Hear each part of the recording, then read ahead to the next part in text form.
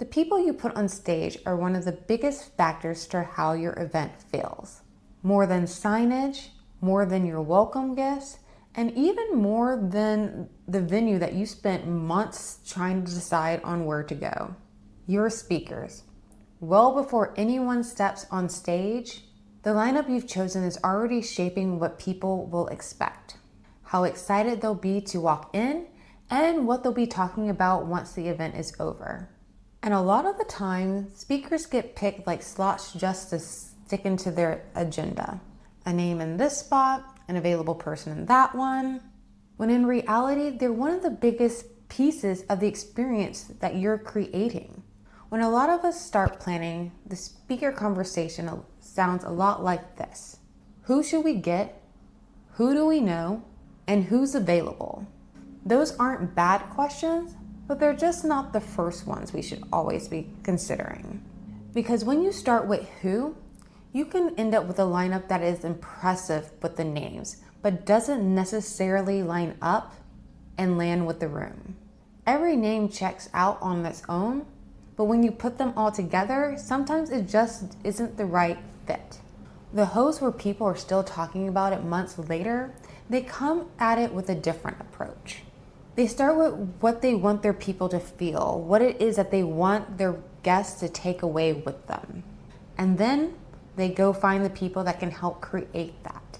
So before you go and start looking at a single name, it's worth starting with asking yourself the question of what it is that you want the speaker to bring to your event. Because there's more writing from that choice than it looks like. So let me start with the part that's easiest to underestimate.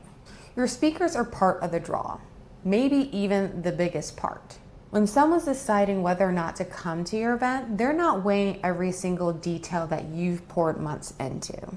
They're not thinking about your run of show or your seating plan. All they're doing is reading a handful of signals and making a quick decision. And one of those signals that you're giving them is the speakers. They're reading a handful of signals and making a quick call. And one of the biggest signals that you can give them is the speaker. A great speaker isn't just content on your agenda. They're the reason someone registers in the first place. A reason that someone shares your event with a friend. A reason that someone stops scrolling and actually reads your announcement. And I know you've seen this happen. A speaker gets announced and the registrations tick up. People start commenting. Someone tags a friend who's wanted to hear this person for years, and you'll see it land in the replies. Wait, she's speaking? I had no idea. I've been wanting to hear from him for years. That reaction starts before your event even happens, and it keeps happening even after the last session ends, because a great speaker creates moments that people will carry with them far beyond the event. They're the clip that someone shares the next morning. The one line that a guest repeats at lunch with a colleague the following week. The session that people are still referencing with one another when they bump into each other months later. That's reach that you don't have to manufacture because you chose the right person for your event. So when a speaker gets chosen as an afterthought, late into the process, squeezed into a free spot, you're not just filling a slot. You're leaving one of the biggest levers sitting on the table. Speakers shape how people value your event before it starts, while it's happening, and long after it has concluded, which is a lot of weight to rest on a decision that oftentimes can be made in a hurry. And it raises the catch that trips up even the most experienced hosts, because being a draw and being the right fit isn't always the same. And that gap is where a lot of events quietly lose their footing. You can book almost anyone, but the real question is whether or not that person is actually the right fit for the experience that you're creating. The biggest name isn't always automatically the best speaker for your event. And here's the part that catches a lot of people off guard. A recognizable speaker who doesn't actually fit your event can actually weaken the experience instead of strengthening it.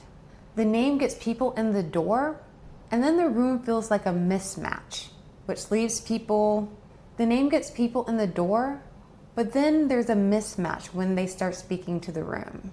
Say you're hosting a retreat that's thoughtful and reflective. It's built on purpose and to move slowly. You want people to exhale, to go inward, and to leave feeling more grounded than when they arrived. Now bring in a high energy speaker whose whole thing is based on hype and urgency and pushing harder. They might be excellent at what they do. They might be wildly successful and book solid all year, but they're serving a completely different experience than the one that you're trying to develop. And the room feels it right away. The energy goes completely sideways. The space that felt connected a minute ago suddenly doesn't. People can't always tell you why, but they can feel the seams. It happens in business events too. You bring someone in with a big following because that following means they're probably a safe bet. But their message, their expertise, their values, or even just their style doesn't match what the people came for, the room disconnects. And the speaker isn't the problem, the fit is. When a speaker truly fits, you feel that immediately. The room leads in and the message lands where it's supposed to. The energy feels like it belongs to the same event that's surrounding it. I've been at events where the speaker connected so well that even before the session was over, they were asking us if we could book them for the following event that was taking place a couple of months later. And that's not about fame, it's about the fit. And fit is something that you decide before you even send out an invitation to your speakers. But fit is just one piece that decides how your event day feels. A lot of the times it's the things you don't see that end up catching you off guard. If you're planning something right now and you'd like a quick read on where your setup is, where it's solid and where it might need a little bit more attention, I put together a free assessment called the Event Pulse Check. It takes only a few minutes and you'll get your results right away. This way you can spot the soft spots now, instead of finding them on event day. The link's down below in the description. Okay, so once you start seeing speakers as a fit and not just names, things begin to change and shift a little bit. The question stops being who can I get and into who actually belongs here. And that's the difference between filling slots and curating. Booking speakers is relatively easy. Choosing them well is what takes thought. When speakers get treated as boxes just to tick off, the lineup turns into a collection of unrelated sessions. Each person might be genuinely great on their own, but put them together, and the event can start to feel disconnected. Kind of like a playlist on shuffle, instead of an album that someone sequenced and pieced together perfectly. You've probably sat through an event exactly like this before. One speaker talks about leadership, the next about productivity. Then someone shares a personal story that's moving but doesn't really connect with anything that we're talking about. And then somebody covers marketing tactics. None of it is bad. Every speaker may have been strong. But by the end of the day, it feels like you attended 4 different separate events that all happen to be in the same room instead of one experience that's built around itself. Now compare that to an event where every speaker feels like they've been chosen on purpose. Each session picks up a thread from the one before it. The messages reinforce each other instead of compete with one another. By the afternoon, people feel like they're being guided through something, not feeling like they've been dropped into a string of conversations and then trying to connect the dots of how they all connect with one another. The difference is quiet, and most guests couldn't name it if you asked them to. But they absolutely feel it, and it shows up in how they talk about the event afterwards. This is why choosing a speaker is really a design decision instead of a scheduling one. You're not just deciding who gets a time slot and a microphone. You're deciding who sets the tone for the conversations that people are having during lunch. Who shifts the way that the room starts to think. Who they'll remember when they walk out of the room at the end of the day. That's a very different decision than filling a gap with whomever happens to be available during that weekend. And it points to the one thing that every memorable event has in common. And here it is. The lineups that stay with people are built on purpose. Every single time.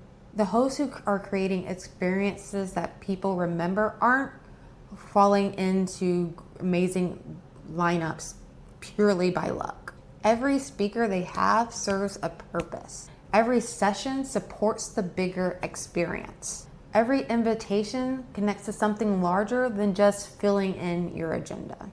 And here's the proof of how much it matters. Think of the last event you went to that you just absolutely loved. Chances are you don't remember most of the logistics. Not the signage, not the registration desk, not how the chairs or the rooms were arranged. Those things matter in the moment and then they fade away. But what stays with you is how the event felt, the conversations that you had, the moments that caught you off guard, the speaker who said something that shifted how you thought about your own work. That right there, that's the part that lasts. And almost all of it traces back to who you had on stage, which is exactly why the choice deserves more than who is available and who do you know. So if speakers have just been names to slot into your agenda, here's the question that's worth sitting with instead. It's not who can I get, but what experience am I creating? And then who can help me create that experience? That's the question that leads up to a lineup that people remember. And it's one that you answer way before you send out a single invitation, which is where it gets practical. In the next video, I'm gonna walk you through the exact questions that you should be thinking about before you start sending out invitations to a single speaker. Because most speaker problems don't start after the person says yes. They start before the invitation even gets sent out. Click the video on your screen right now and I'll show you what to think through first before you send out that invite.